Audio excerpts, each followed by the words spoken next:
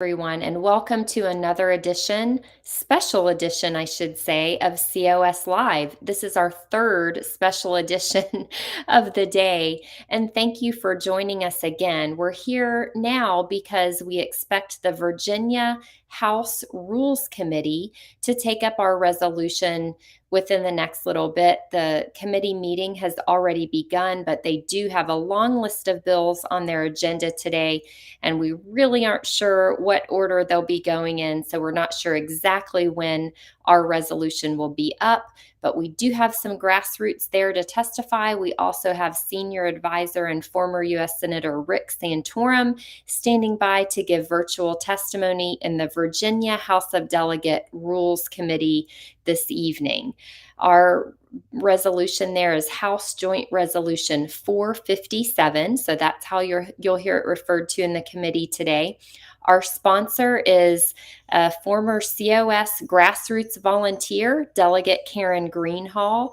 We have 17 co-sponsors in the Virginia House of Delegates and over 77,000 petition signers in Virginia. So I can't wait to see what's going to happen in the committee room there this evening. While we're waiting, you may have caught our earlier special edition of COS Live where we brought you live streaming coverage of the Montana Senate, where just minutes ago they voted 26-24 to pass our Convention of States resolution on second reading. Now, it's not a done deal yet, but today was the day for debate in the Montana Senate, and it was just a beautiful thing to behold, obviously with a great conclusion. We're expecting to be on third reading tomorrow for a final vote in the Montana Senate. And I believe we have with us Senior Regional Director Dave Schneider, who is the Regional Director for Montana, also for Wyoming, another hot state right now. And Dave has been there the whole time watching as things unfolded there in Montana and helping the process along. Dave, I'd love to get your reaction to what just happened a few minutes ago in the Montana Senate. Yay, a victory. That's my reaction because I celebrate every single time we do have a victory. And my phone is blowing up because everybody in Montana is excited right now.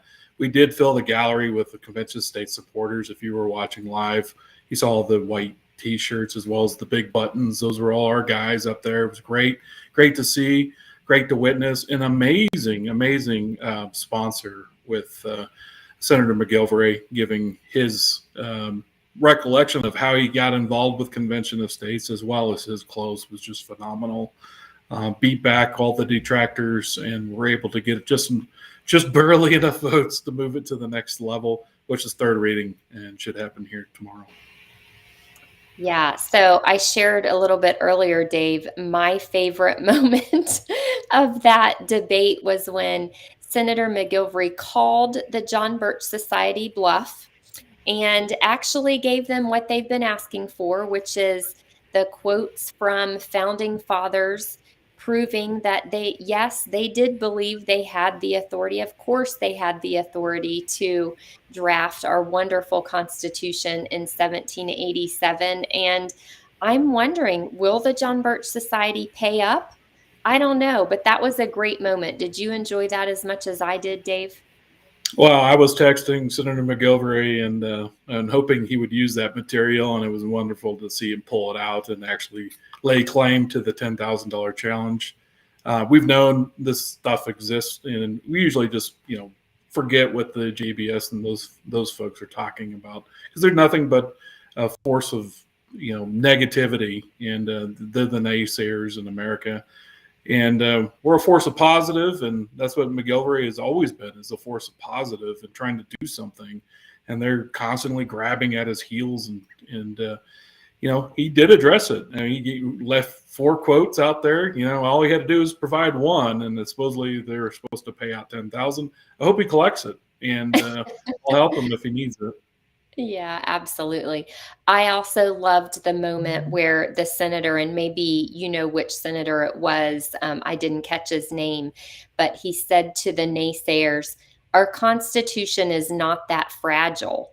You talk about how you love the Constitution, and then you act like if we use the process in the Constitution to address the situation that we're in today, it's going to break something and something terrible is going to happen. Stop being afraid. Did you love that moment? And what were the reactions of the grassroots watching with you from the gallery? Oh, the grassroots absolutely love that part, and they understand the problem. The real problem is, the courts have altered the Constitution. We all know that, and even our opponents said it on the floor today. And it was amazing that they agreed with us. That was the problem. Yet, they have no other solution. They keep pointing to these vague solutions, but never give any. So it was pretty awesome to say, hey, the Constitution actually has Article 5 in it, and we're trying to use the Constitution here. That's what the framers of it told us to do. And you guys are the one, saying that we shouldn't. Oh, yeah, and it's not fragile. Heck, it's been amended 27 times. And some of you said that it was, bad amendments, and we agree. We'd like to get rid of them, and there's no other way to do it. And one of the oppositions even said that. He said, there's no other way to do it except for an amendment. But he didn't also say that he trusts Congress more. I don't know. It's really strange, their logic. They say it's an illegal document because it was crafted by dishonorable men, but yet then they hold it up as a holy document that can't be amended. It's just the logic in this is amazing to deal with over and over again, and especially here in Montana. Yeah, and clearly some of the opponents who spoke just didn't really know what they were talking about. Clearly hadn't done their homework. They were saying things that our Convention of States grassroots supporters, even though they are not senators, could easily refute because they've, done their homework and understand Article 5 and what Convention of States is all about. So it's always interesting to watch that. But congratulations, Dave. And I understand we're expecting third read tomorrow. So it's not completely done in the Montana Senate yet. We're still one final vote away. So for people who are watching from Montana, what can they be doing to make sure we get that final vote that we need? Well, I'm going to tell you, today's vote was only possible because of the grassroots that showed up today in the gallery, as well as the grassroots that have been tirelessly trying to contact their senator and let them know that they're in support, and our leaders on the ground in Montana. It's not because I did anything. It's not because Senator McGilvery did anything. It's literally because of the grassroots and the amount of effort that they've been able to put into it. So, and their effort is deeply still needed at this point. It's still important to talk to your senator, let them know that you support their vote today, and you want them to get Montana in gear. And hopefully we get through third reading tomorrow. That's a huge step. And once that happens, of course, we'll move and worry about the Montana House. But we do have to get through third reading. And, some of these guys voted reluctantly for us today. So we can't have that tomorrow. We need them enthusiastic when they vote tomorrow and in support of Convention of States. Absolutely. Well, if you're watching and you're new to this movement, you're new to Convention of States, and you haven't really gotten involved yet, please get off the sidelines, go to conventionofstates.com, sign our petition, click on the Take Action tab, and get involved with your state team, because we are here to make a difference. We have the solution that's as big as the problem we have in Washington, D.C. today, but it's going to take all of us, including you watching right now, getting involved in order to get this done. Dave, congratulations to you and the Montana team. Thank you so much for everything you're doing. I know you are a road warrior. You are out there all over the country, driving around to be in these state legislatures, work with the legislators and the grassroots. And we so appreciate what you do. Thank you so much.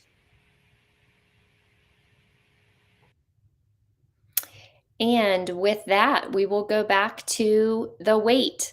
If you're just now joining us, we are bringing you this special edition of COS Live because we are expecting the Virginia House of Delegates Rules Committee to take up our Convention of States Resolution HJ 457 at some point during their meeting this evening.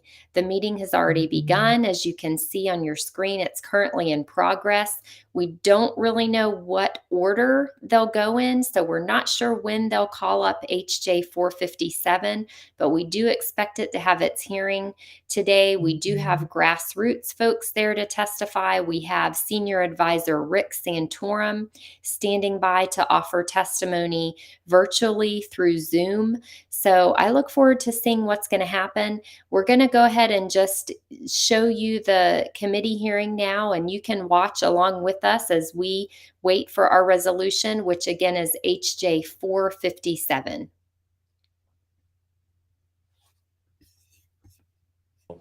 Or if you're against the bill, stand up.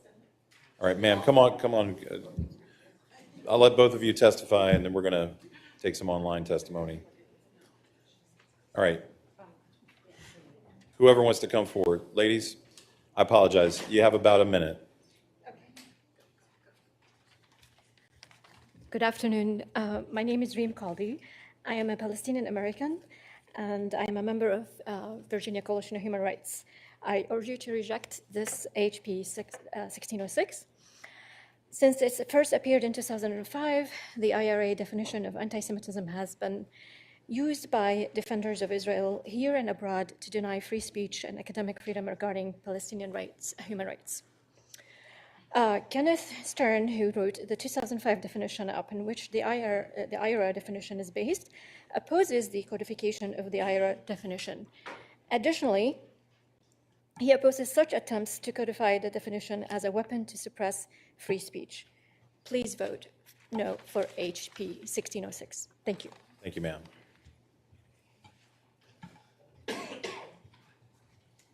Thank you. Good afternoon. My name is Robin Allman. I live in Richmond. I am a Unitarian Universalist.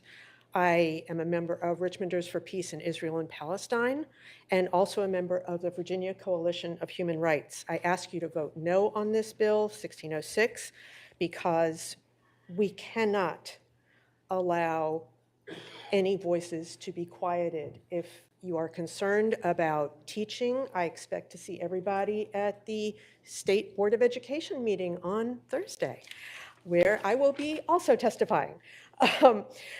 1606 only prevents people from speaking out against the reprehensible acts of another country against its own citizens. If the United States has codified it, then we don't need to, and I certainly wish that we don't. Thank you. Thank you. All right, we've got some folks. Go ahead, sir. Thank you. Mr. Speaker, Chairman, my name is Richard Samet. I am a former president of the Jewish Community Federation of Richmond. I'm here speaking on behalf of that group, as well as the Tidewater Federation and in addition to Ms. Fishman, the Northern Virginia, Greater Washington. We support the bill. We believe that it is for education and that, as we all know, statutes are going to be narrowly construed. If it's not in the statute, it's not in there. And what is in this statute or what is in this bill does not inhibit speech. For that reason, we would ask that you report it out. Thank you. All right, we have some folks online who I think have signed up to speak against it. I had recognized Mr. Walls. I'm sorry, Mr. Walls, could you unmute yourself and tell us why you want us to vote against this bill? Thank you very much for having this discussion. My name is William Walls, and I'm a resident of Arlington, Virginia. I'm also a retired Foreign Service officer who believes strongly in human rights. I visited Israel and Palestine in 2019. I also lived in South Africa for 8 years as a Foreign Service officer. The comparisons are amazing. It's just frightening, to say the least. The bill that the Code of Virginia is amended by adding the section that would associate the term anti-Semitism with the working definition of anti-Semitism adopted by the International Holocaust Remembrance Alliance on May 16, 2016. If one researches the 2016 IHRA definition, it includes contemporary examples of anti-Semitism in public life, the media, the schools, the workplace, and in religious spheres. In the 11 examples it cites, 6 of the examples cite the Israeli state or contemporary Israeli policy, that is, the Israeli government or some other reference to Israel or Israelis.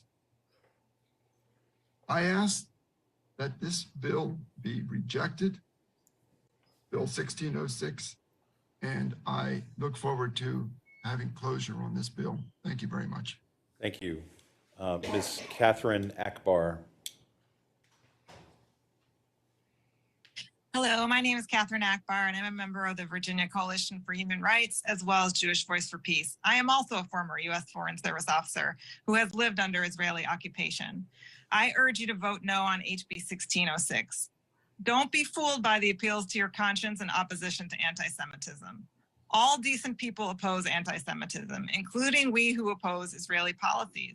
If anyone at the FBI cannot understand that an attack on a synagogue is religious discrimination against Jews, they should be fired for idiocy. When I was a college student, I was unfairly accused of being anti-Semitic because of an opinion piece I wrote that referred to Palestinian land, because my Israeli American editor felt that I should have also mentioned Jewish-owned land. She canceled my column, censoring my voice. This bill is an un-American attempt to equate criticism of a brutal foreign occupying power with bigotry. And if passed, make no mistake, it will be incorporated into bills that criminalize such speech.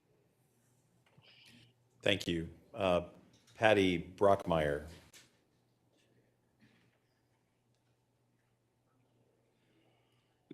I'm Patty Brockmeyer. I'm a member of Virginia Coalition for Human Rights. I'm opposed to this bill because while opposing anti-Semitism, I believe I should have the right to speak out on actions of the Israeli government and their policies. I am not speaking negatively about Jewish people, but I am not condoning the inhumane actions of the government of Israel against Palestinians. I should have the freedom to complain and fight that the negative talk, the Israel policies. Please vote no. All right, with apologies to everybody else, your presence is duly noted and appreciated. I'm going to take one more on this side because I think we have a whole bunch of things to do this evening. Dr. Ayman Eldarwish.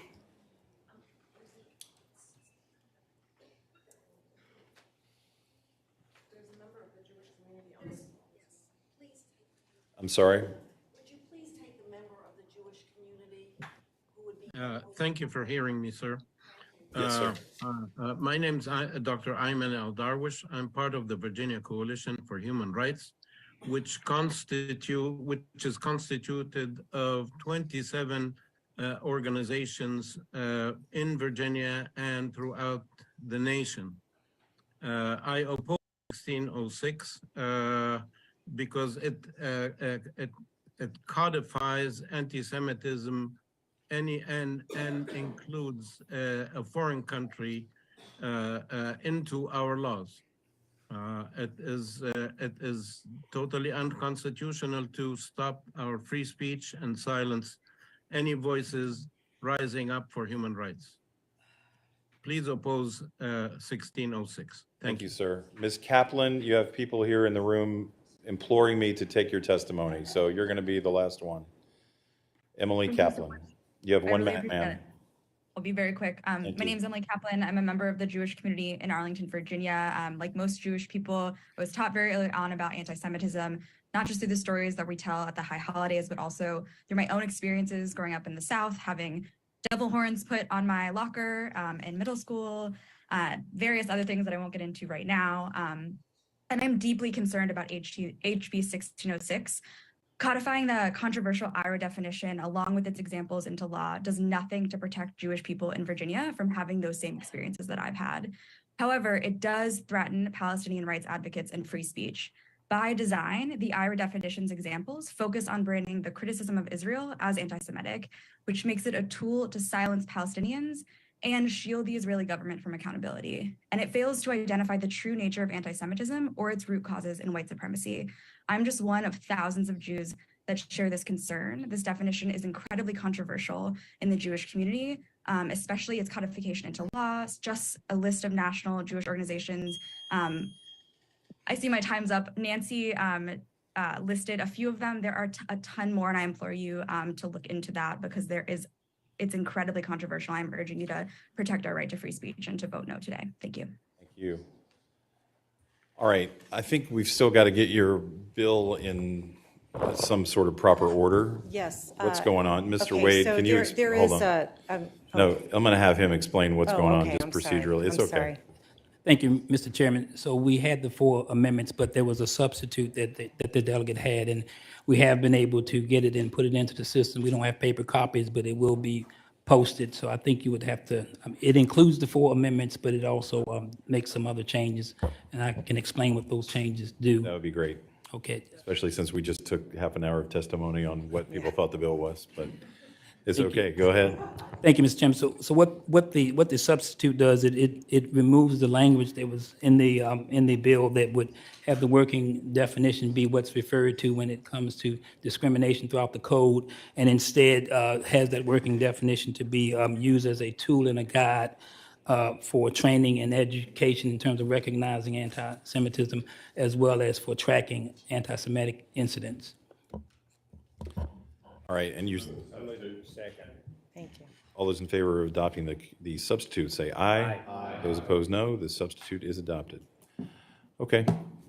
Did you want to say anything else about the substitute? I just want to say that this bill does provide guidance and clarity to determine what qualifies as anti-Semitic, and I want to reiterate that it doesn't do anything about the criticism of Israel. It's not covered, and it does not limit free speech, and it does not criminalize it. Thank you.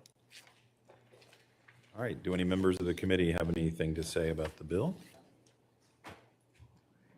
The delegate, hold on, let me recognize the delegate from Alexandria first, Delegate Herring. Thank you, Mr. Speaker. I'm torn. I'm reviewing the legislation and the substitute and hearing the testimony presented. I'm torn. I fully support efforts to reduce and eliminate anti-Semitism. And I also have heard an alarming large number of constituents and experts saying that this is not the way to do it. While I know JCRC is supporting the legislation, I have heard from other Jewish groups and academics that this is, again, not the best way to move forward. I know that the State Department has adopted this language. It remains a working definition. And in all instances I've seen so far, it has made it clear that it is not a legally binding definition. I realize that there are a number of states that have adopted some form of it, some by law, code sections, or executive order. And I realize that the governor has had a working group on the matter, and I feel like a more public process it would be better served when we are talking about this issue in the long run, and especially to combat hate. In the meantime, there are bills in other committees to address specific issues like hate crimes. And more importantly, there's an immediate goal that I think that the governor can accomplish by issuing an executive order to achieve that goal. I know that the Jewish community needs our support, but this bill has died already in the Senate. And I think the best option would be to have a public process to determine our next steps and to make sure that we have consistency in the code. Thank you, Mr. Speaker. Delegate Scott. Welcome to the committee. Thank you, Mr. Chair. I want to echo some of the comments of my colleague, Chair Herring, but I also, when I read the substitute, Mr. Chair, when I read some of these examples and I see the first word is calling for, that's speech. And I see rhetoric in the other definition in the second beginning of the second sentence. So I get a little concerned when we're talking about speech, but I do want to say, we want to do everything in our power to end anti-Semitism and to prosecute it when it happens. And I know, like the lady said, if someone blows up a synagogue and you don't know that's a hate crime, then there's something wrong with you. Another issue that I have with the substitute, even, I think the substitute would be great if it took out the contemporary examples that you have here in these 11, which many of them, though, are identifying some words, some speech, even though I might find it reprehensible. So if, Mr. Chair, if the delegate would entertain a friendly amendment to strike out the words, including the contemporary examples of anti-Semitism set forth therein, I could support it moving forward, because that would take out these specific examples, and it would just be the words here that we could continue to work on. But that would be my motion, to strike that language out for that bill to be supported. Thank you. Thank you, Delegate. I think we have some people trying to find the substitute. It is in LIS right now. I have it. I'm looking at it. Yeah. Yeah. The line would be on line 11 after the comma, after 2016. Strike, including the contemporary examples of anti-Semitism set forth therein. And then I think we could, could move forward, Mr. Chair. I appreciate that, and I don't know what the implications are of that for either side, given that this appears to be a proxy battle beyond my comprehension. But Delegate Bell, did you find it? No. Okay. Delegate Fillercorn. Do you want to see a copy? I'll let you ponder the offer, and then I'm going to recognize Delegate Fillercorn, and you can tell us what you want to do there. Thank you, Mr. Speaker. As the only Jewish person sitting at this dais, I think I have a lot to say about this. I think we are all aware of the fact that anti-Semitism is on the rise. I think we heard some of the witnesses speak to that. It's a serious, serious problem that's getting worse throughout the Commonwealth and throughout our nation. It's real, and it's here. The FBI has confirmed this and continuously confirms this with alarming statistics. We've seen it throughout the Commonwealth of Virginia. We have seen it in Loudoun. We have seen it in Richmond. We have seen it in Southwest Virginia. We've seen it in Richmond. We've seen it in Northern Virginia. Just down the road in Charlottesville, we all recall hundreds marching, chanting, "Jews shall not replace us." But disappointingly, in other states, Holocaust education has been minimized. It was minimized and has been because it's considered controversial. This is a problem. It's a problem for all of us. It should be a problem for all of us, but especially those of Jewish faith. Recently, just last week, I think Delegate Tata shared with us, or a few days ago, we saw anti-Semitic flyers yet again, hateful flyers, distributed in Charlottesville. It's not getting any better. It's a problem. And maybe I see it more up close and personal because I am Jewish, because I was the first and only Jewish speaker. It's real. These issues are real. The hate is real. We all don't speak out as often, maybe about anti-Semitism as some other hate and discrimination, but we need to, and it's real. What this substitute does is it helps define anti-Semitism through education. As elected officials, what more could we want?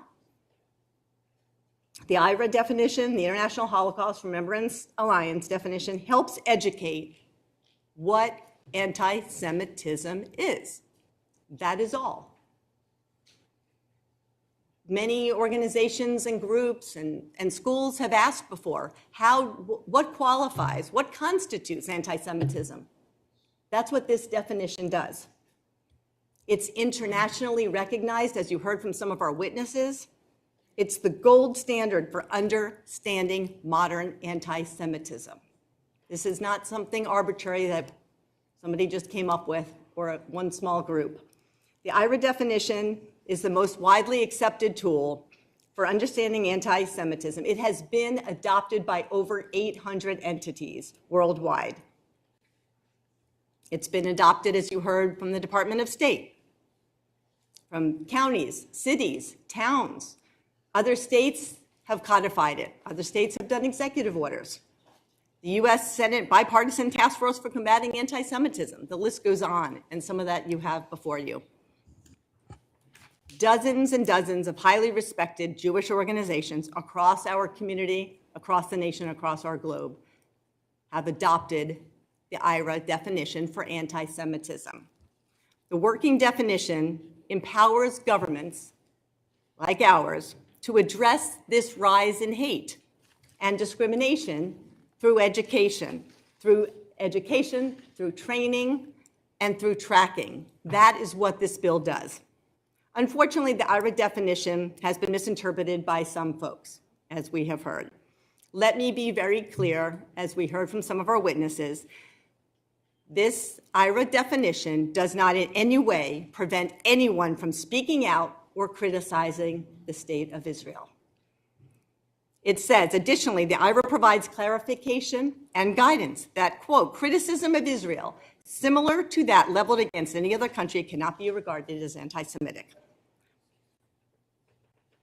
So, Mr. Speaker, I appreciate the opportunity to share my views and my perspective, which is certainly different, at least from those on this dais. And I would ask and hope that we could pass this bill, Delegate Tata's bill, and move forward with this definition. I would be remiss to not say we do have more education, obviously, needed to do. And I think most of it is in black and white here. You can look at it, you can read it, you can read the definition, and also look at the substitute. But I think it's important as we move forward in order to not just show our support for the Jewish community, but to show our support against anti-Semitism. And how best do you do that? You've got to start with defining what is anti-Semitism, and that is exactly what this bill does.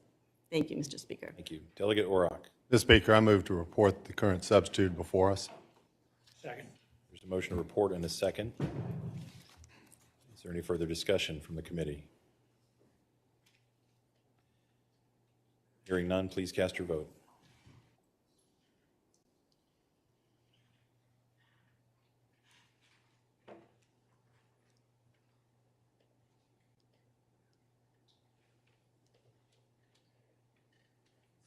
Close the roll. Bill reports 10-4. All right. Thank you, Thank you, ma'am. Mr. Speaker.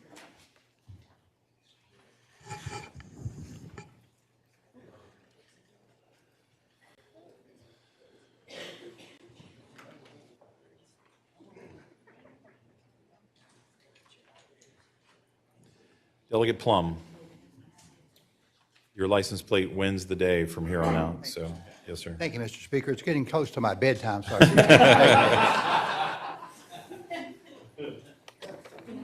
Mr. Speaker, ladies and gentlemen of the committee, I have a House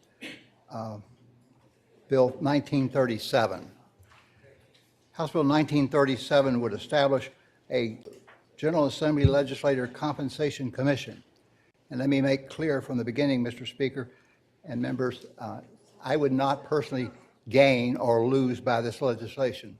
This is legislation for the future, not for the past.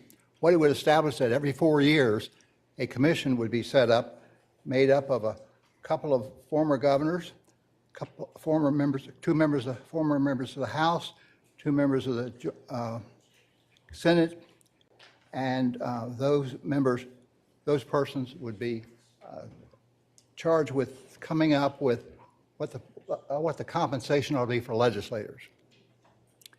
you know how it works around here. We would not be able to individually and personally put in a bill to set our compensation.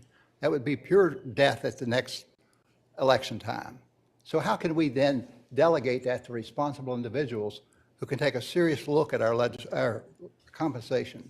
I think, Mr. Speaker, when I was first elected in 1978, maybe we were paid $12,000 a year without the other expense monies.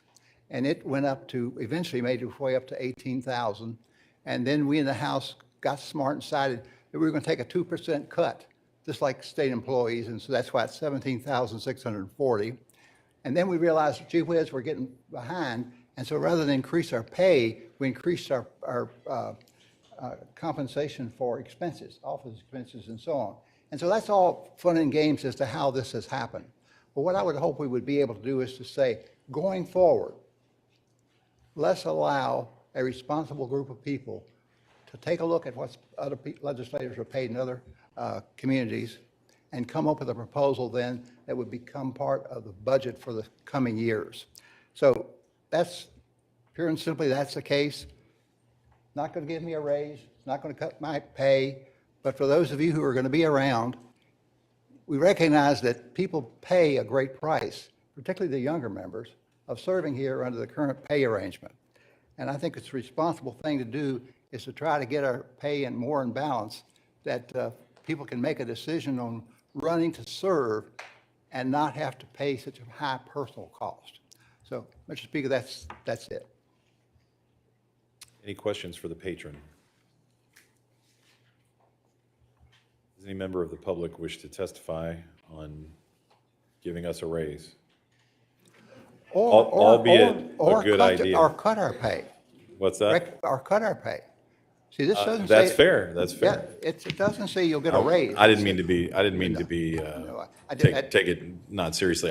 You were kind enough to speak to me about it, and I think it's a valuable conversation to have. I got to speak to some college students today, and during the course of that, opined about the kind of folks who end up running for this job and staying in this job because of the financial constraints of it. So, correct.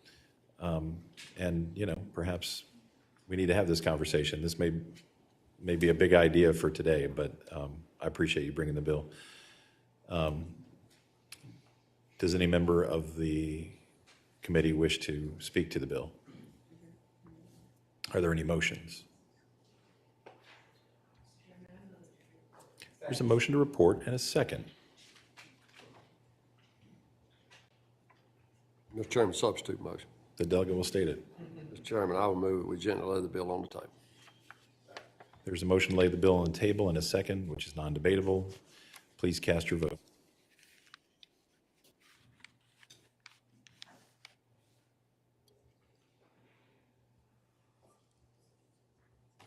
You've got some people thinking about it, at least.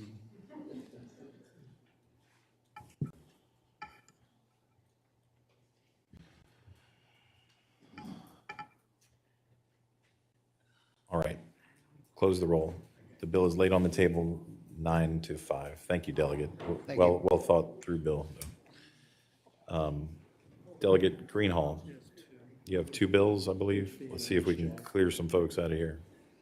Which one do you want first? Your choice.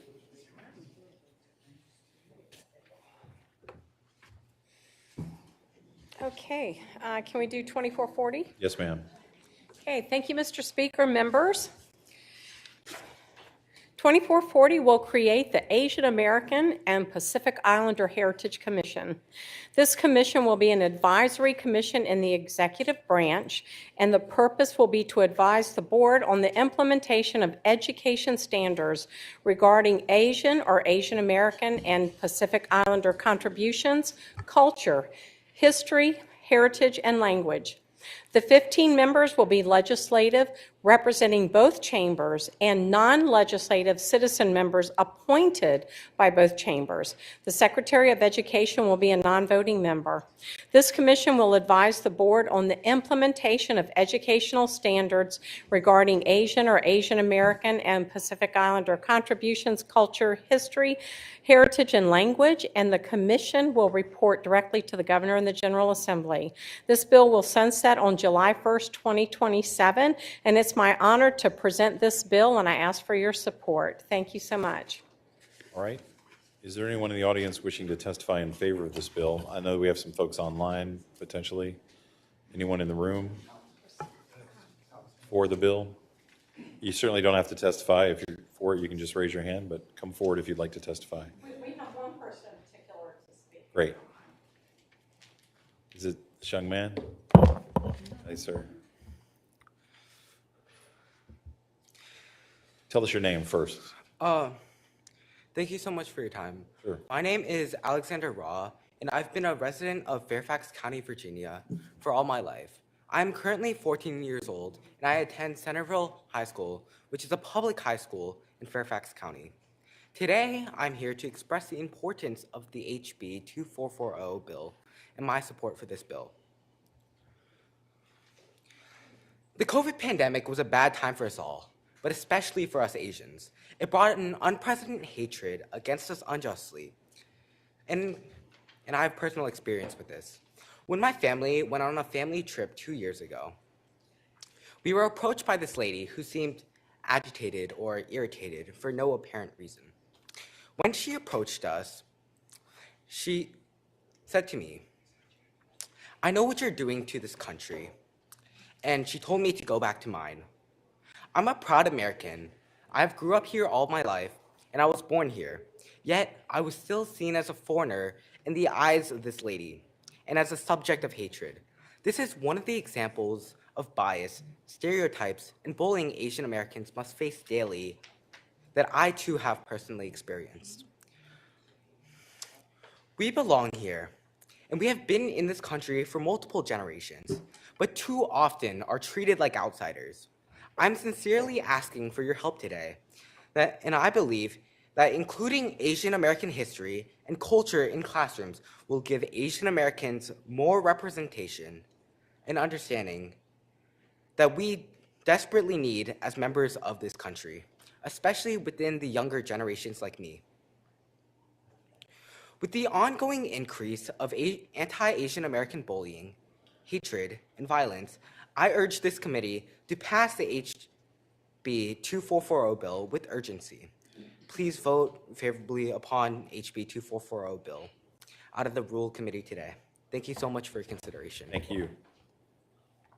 Thank you. Yes, ma'am, please. Hello. Thank you so much for your time today. My name is Dr. Chi Connie Park, and I've been a resident of Fairfax, Virginia for 14 years, and I'm a parent of 2 children. Today, I'm proudly speaking in favor of HB 2440. I'm happy to be living in a diverse area like Fairfax, where Asian Americans make up approximately 20% of county residents. While I grew up being bullied because of my Asian American identity and the way that I looked, my hope was that my children wouldn't have to go through the same experiences. However, with COVID-19 and the rise in anti-Asian American hate and bullying in schools, it's clear that there's so much more work that still needs to be done. To simply live in a diverse area isn't enough. In 2021, our school district tweeted out a reminder that, quote, "having Asian ancestry does not increase the chance of getting or spreading COVID-19, end quote. The fact that they even had to state this was concerning and speaks to the bullying that Asian American children and youth have to face going into school every day. From the local news about a middle school child being spat at and told to go back to your country, to knowing several more cases not even being reported, these stories have left me feeling disappointed that we're not doing more to protect our children. The Asian American and Pacific Islander Heritage Commission proposed in HB 2440 is a positive step forward in the thoughtful inclusion of Asian American history and culture in our classrooms. I see this as a preventative measure for harmful stereotypes and misinformation, which have serious and long-lasting consequences for the safety and well-being of our children throughout the Commonwealth. With the ongoing increase in anti-Asian American bullying, hate, and violence, we need to act urgently in using education as a solution and ensuring the public safety of our communities. Please vote favorably for HB 2440 out of the Rules Committee with haste. Thank you so much for your consideration. Thank you. Online, we have Dustin Lee wishing to testify. Hi, thank you so much for having me. My name is Dustin Lee. I'm a resident of Centerville and have lived in Virginia for about 13 years. I am a parent and an elementary school teacher. Elementary school is such an important age for kids. That's where they learn to read, count, and socialize. I would like you to consider voting in favor of HB 2440 for an AAPI Heritage Commission. If you look at the state standards, there is no mention of an Asian American person or Asian American history in grades K through 5. That means when elementary school students are learning American history in Virginia, they will not learn any Asian American history. That lack of history keeps Asian Americans different and on the outside. It puts a target on our back, as evidenced by the huge surge in anti-Asian hate. Now, to be fair, the SWLs are a framework that counties, schools, and teachers can supplement. With that said, what Asian American history did you learn in elementary school? How about your kids and your grandkids? I hope your reflection shows the necessity of HB 2440. Thank you. All right, thank you. Sarah Tay.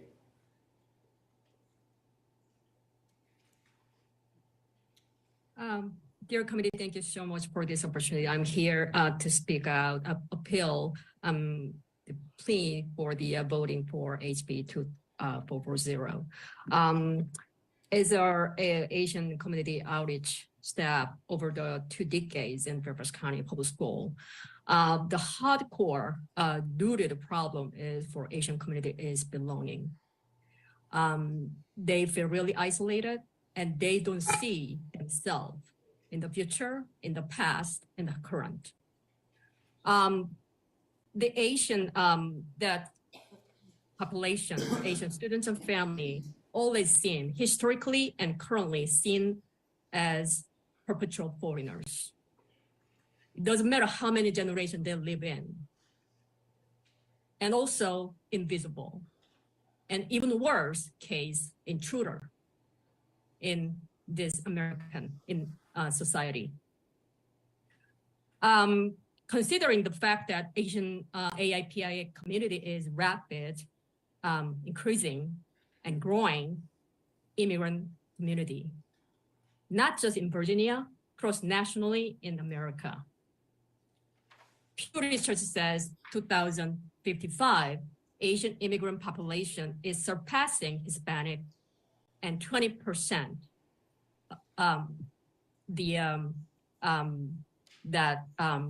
population of Asian, the American population. And we need really strong build up for the future, this rapid growing population. So I'm pleading to vote for HB 2440. Thank you. All right, thank you. Any questions for the patron? Delegate Orrock. Mr. Chairman, I have a proposed friendly amendment. As I looked at the measure, in keeping with the custom and practice, we typically don't give so much authority to the Senate. The current ratio is a 3-to-2 House to Senate member ratio. And I would propose, and Mr. Wade has the proper language, the long and the short will increase the membership by 1 and increase the House membership by 1. So it would be a 4-to-2 House to Senate ratio in the measure.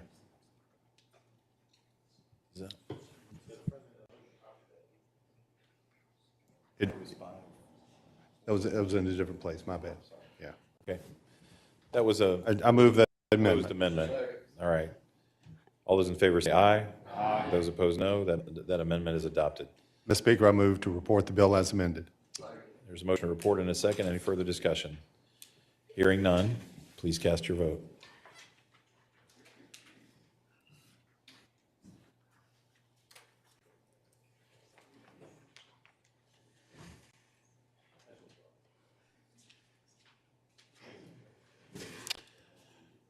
Close the roll.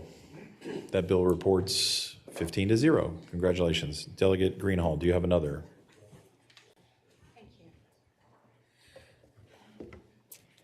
Yes, sir. HJ 457.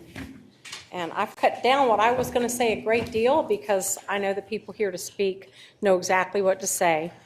So, thank Thank you so much for allowing me to speak. Just days before signing our Constitution, our own George Mason pointed out there was no way for states to rein in the federal government if it exceeded the carefully designed boundaries. Article 5 had a process in place for Congress to propose amendments to the Constitution, which would have to be ratified by 3/4 of the states. Considering the concerns of George Mason, the power to propose amendments was extended to the states in our Constitution. The federal government has exceeded those boundaries under the leadership of both parties. This bill is based directly on Article 5 tool, which was given to us by our founders. Here's how it works. 2/3 of the states must request a convention for the same purpose. That's 34 states. Congress sets the time and the place for the states to meet and discuss amendments to the Constitution. It is a convention of states, so each state gets one vote. Any amendments proposed would have to be ratified by 3/4 of the states, or 38. So far, 19 states have passed the same resolution as this bill to call for a convention of states to address only 3 issues: limit the power and jurisdiction of the federal government, impose fiscal restraints, and limit terms of office for federal officials and members of Congress. Each state will have one vote. The convention will only be able to propose amendments, and each amendment will still have to be ratified by 38 states.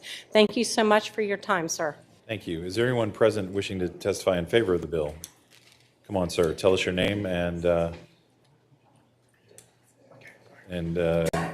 move expeditiously. Yes, sir. We have about 12 supporters here, but Okay. we have delegated our time to me. That's I'll great. try to stay with just a few minutes. Much appreciated. I I'll know give we you some have extra one- time for that. We have one speaker remotely, former Senator Rick Santorum, I think, is prepared to speak when I conclude these remarks. All right. Thank you, Mr. Speaker. My name is Philip Whitaker. I rise in support of the resolution HJ 457. Delegate Greenhall has covered about half of my first points. I just want to reiterate some points that are simply beyond debate. You are going to hear from those who oppose this resolution some interesting things and probably some scary things. But what we're going to talk about are the things that just are not in debate. And Delegate Greenhall has very well covered the fact that Article 5 of the Constitution describes 2 measures, 2 methods of amending the Constitution. The founders fully expected that both those measures be utilized. We have 27 amendments to the Constitution. All 27 of those were first proposed to the states by Congress before they were ratified. Our Bill of Rights, the first 10 amendments were, although proposed by Congress, were first submitted to Congress by the states. So they were concerned about that. And by the way, the Bill of Rights was patterned, as you well know, after Virginia's Declaration of Rights. And we certainly are not in favor of the resolution actually states anything happens to affect the Bill of Rights, the measure is going to be void, the petition is void, and that goes for all the states that are applying. All the states voting on this petition are submitting the same language as the delegate said, and the convention can only propose amendments. We are not trying to write a new constitution. A convention of states to propose amendments cannot descend into a constitutional convention because of the way that it is called, the way that it is formed, and the clear instructions of this General Assembly. If you approve this petition, the General Assembly is in charge of who the delegates are. They will be members of the General Assembly, and they are very carefully controlled and subject to recall if they step out of bounds. Not all things in life are certain. There is one thing that I can guarantee you. I cannot guarantee success of anything that is worth doing, but I can guarantee you failure of our republic if we continue to do the kinds of things that we have been doing. And I just can't, for the life of me, understand how Virginia, that led in founding the Constitutional Convention in Philadelphia. It was a state-called convention. Virginia instigated that call and got the states together to form the Constitution. And we led in that Constitution in so many ways. How is it that Virginia can possibly have fallen so far from our devotion to liberty that we would now quail in fear at every possible rumor that anybody could throw out there? This is an absolutely constitutional, legal measure that we are expected to perform our duty, your duty, ladies and gentlemen, as members of the General Assembly. It is your duty to stand for freedom. It is your duty to vote for this measure, to pass it on to the House, and to get it passed into the General Assembly. And I thank you and defer my time to my colleague from Pennsylvania.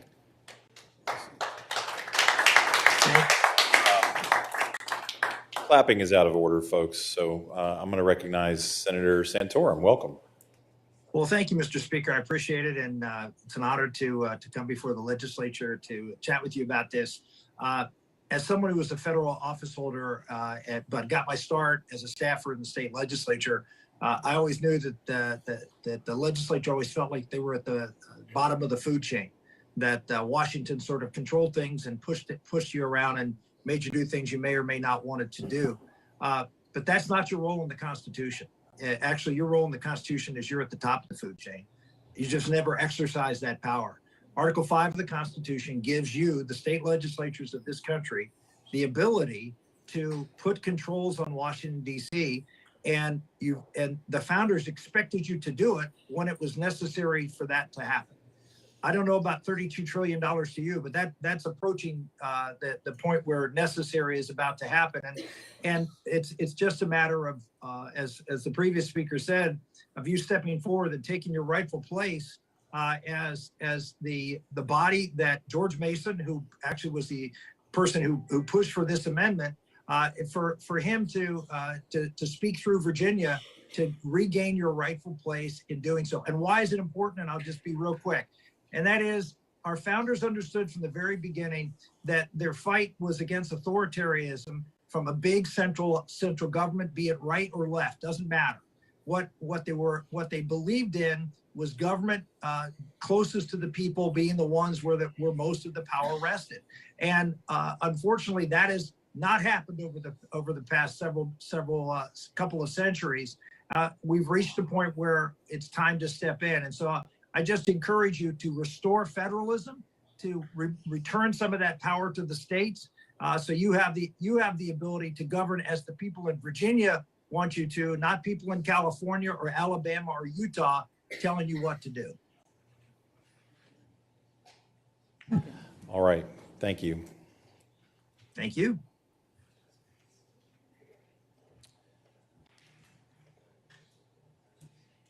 Just looking at my list here. What's the number? Yeah, I see him. All right, I'm going to take Mr. Herchert online. If he's online. Don't see him. I do see a blast from the past up there. Let's go ahead and hear from our former colleague, Delegate Marshall. Mr. Speaker, thank you very much. I know that pained you to say that like that, but here we are. I've gone to confession in the past, so it doesn't. I'm used to that. Welcome, Delegate. No, I am glad you are the speaker, and I just want to raise some points. Yes, please. Every point. Thank you. Every point in contention that was mentioned here is in dispute. There is no requirement, as a matter of fact, of one state, one vote. I went over about more than 20 years of bills that were introduced by members of Congress to try to call a convention and provide for its operation and selection of delegates. Not one of them had one state, one voting. The determining factor was participants in the convention would be delegates.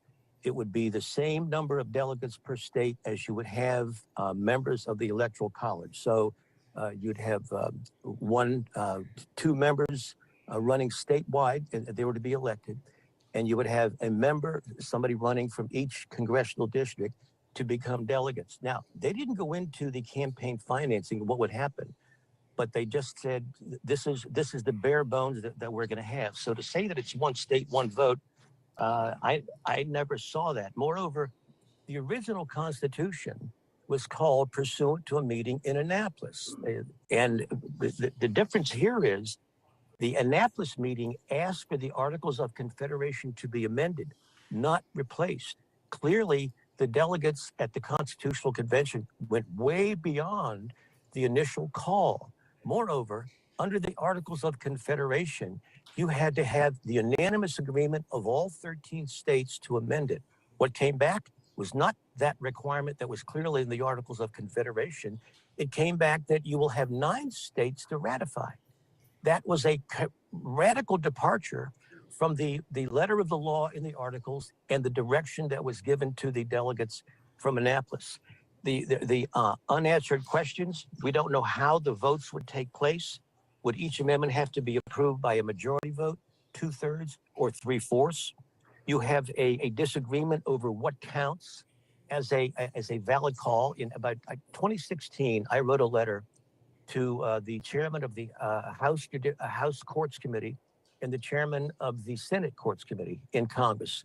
Senator Grassley's office never got back to me.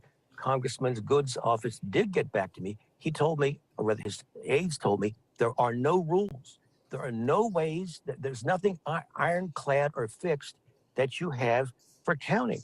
So this is very, very disturbing. And the patron of the bill, and I know she's good-hearted and means well, but she can't tell me how many states are currently considered valid calls. And I know the resolution says you can't undo the Bill of Rights. Not all the convention calls that are pending, and you can see at the clerk of the House of Representatives, the calls that are kind of, I guess, pending, because they now list them. Not all of them deal with prohibitions on amending the Bill of Rights. So you can't say that. This is not something that is settled. This is so widespread. Everything is up on the table. Suppose the convention didn't reach amendments in a certain time. Could the members be recalled? Could they be terminated and replaced like a conference committee? None of these are decided. Who would fund people for election to the convention? That was really not dealt with in the bills that I read. But again, none of them had one state, one vote. And if you're counting on that, you really can't think that's going to happen. California, with 52 members of the House of Representatives, is not going to be satisfied with having the same vote as Delaware, which only has 1 member of the House of Representatives. This is not something that we should easily step into. If we don't know how many calls are pending validly, what you may trip us into a constitutional convention by voting yes tonight. And again, there is no machinery at all. Would delegates to a convention be subject to certain kind of quotas, ethnic quotas? I mean, I just don't understand why everybody's willing to roll the dice where there's absolutely no guidelines at all for any of this. So I just hope that there's a considerable reflection that we've got to get all these things satisfied or ironed out before you would step into a void where, again, there are no rules. Thank you, Delegate Marshall.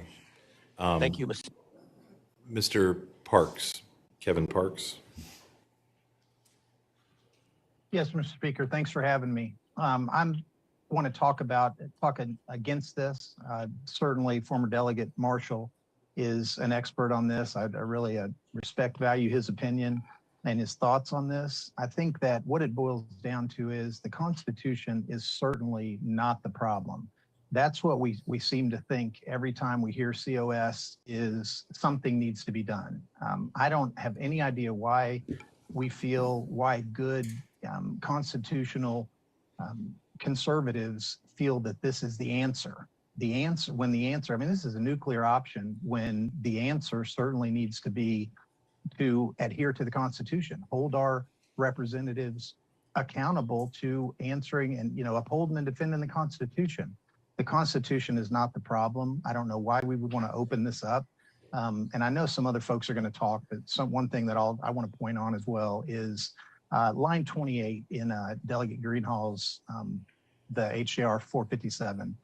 If you follow along with me, line 28 says, one part of it, limit the power and jurisdiction of the federal government. Okay, what in the world does that mean in today's climate? Limit the power and jurisdiction of the federal government, or power and jurisdiction of the federal government related to firearms shall be limited to. There's no end, and that's one example of why we're why we're risking opening something up when we don't need to. We have the 10th Amendment. We need to, I know Meckler talks about, in the COS talks about their grassroots and they're, following their how many millions they have. But the reality of it is, if their group, if they, come together and tell our representatives that we're going to hold them accountable, we're going to nullify, and we're not taking federal funds. We're not electing you. We're not reelecting you. They could be doing so much for the Constitution and for the Commonwealth and for the nation than proposing and getting themselves behind this mess that is, like I said, the nuclear option. I've spent probably too much time. I could talk for another hour about it. Thank you for letting me share.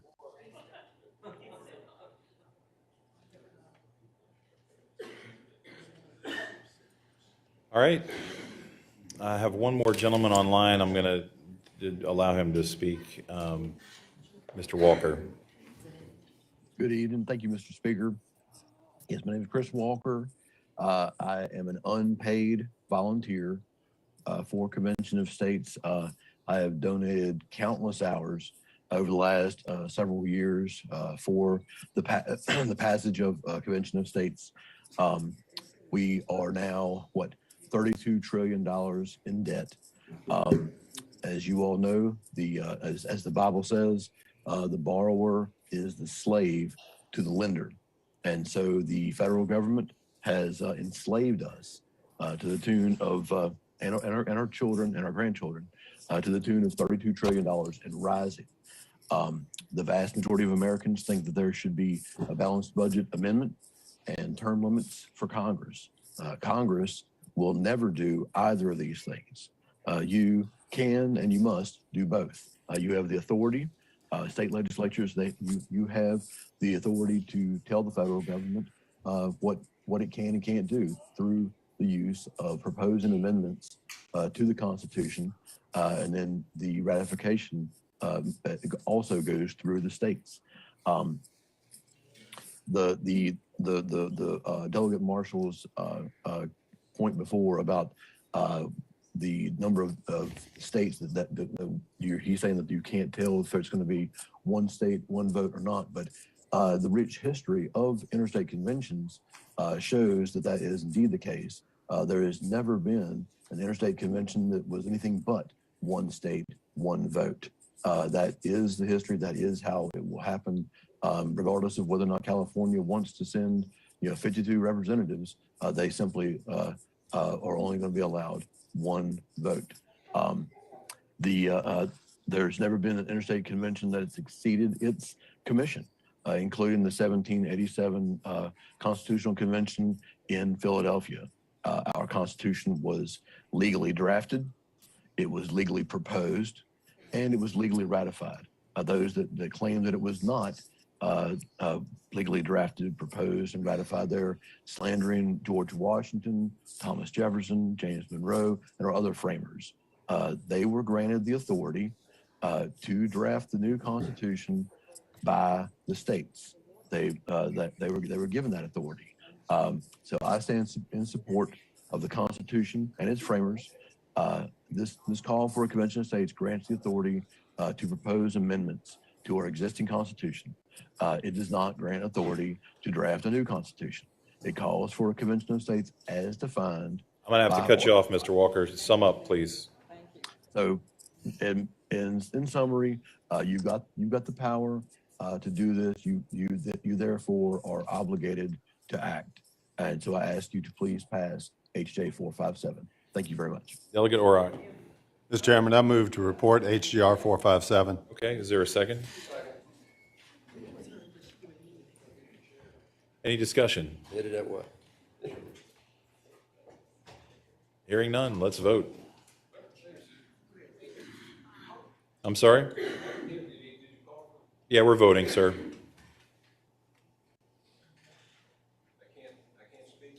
We're voting. We're done with debate.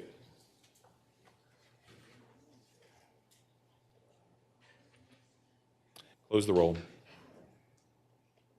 The bill reports 10 to, I'm sorry, resolution reports 10 to 5.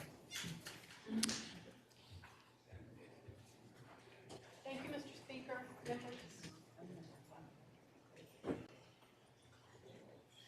Delegate Seabold.